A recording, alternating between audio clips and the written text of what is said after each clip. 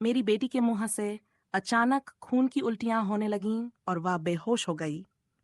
हम घबराकर उसे तुरंत अस्पताल लेकर गए, लेकिन डॉक्टरों ने बताया कि उसे कोई बीमारी नहीं है।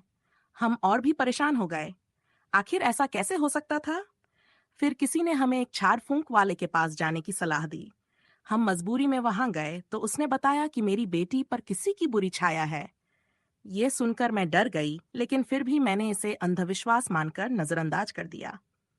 घर लाने के बाद शाम को ठीक 4 बजे मेरी बेटी ने अचानक प्राण त्याग दिए। मैं ये सब देखकर स्तब्ध रह गई। मेरे लिए समय जैसे थम गया था। मुझे कुछ भी समझ नहीं आ रहा था। मैं सदमे में चली गई और कुछ ही घंटों में बेहोश हो गई। जब होश आया तो ऐसा लगा जैसे मेरी दुनिया उजड़ चुकी थी। मेरे साथ मेरे ससुर, देवर और जेठ भी दुखी थे।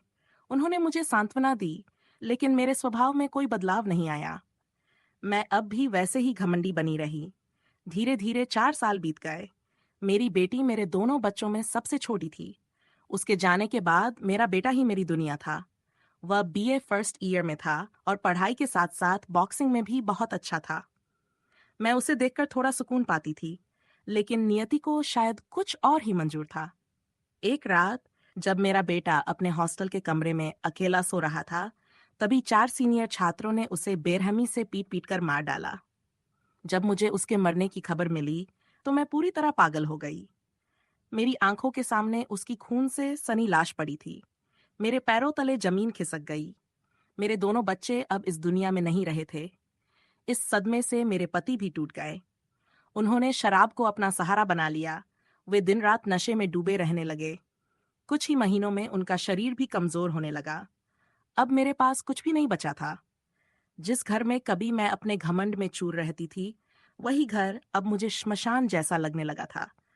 लोग मुझसे दूर भागने लगे, मेरी बात तक नहीं सुनते थे। मैं आंगन में बैठकर जोर जोर से रोती, लेकिन सुनने वाला कोई नहीं था। आखिरकार मैंने अपने पुराने जीवन को छोड़कर भगवान का सहारा लेने का फैसला किया। अब मैं एक मंदिर में रहती हूँ और हर रोज प्रार्थना करती हूँ कि कोई भी मेरे जैसे कर्म न करे, बिना वजह किसी का दिल न दुखाए, वरना घमंड का परिणाम वैसा ही होता है जैसा मेरे साथ हुआ। ये मेरी गलतियों की सजा थी जो मैंने अपने जीवन में भुगती।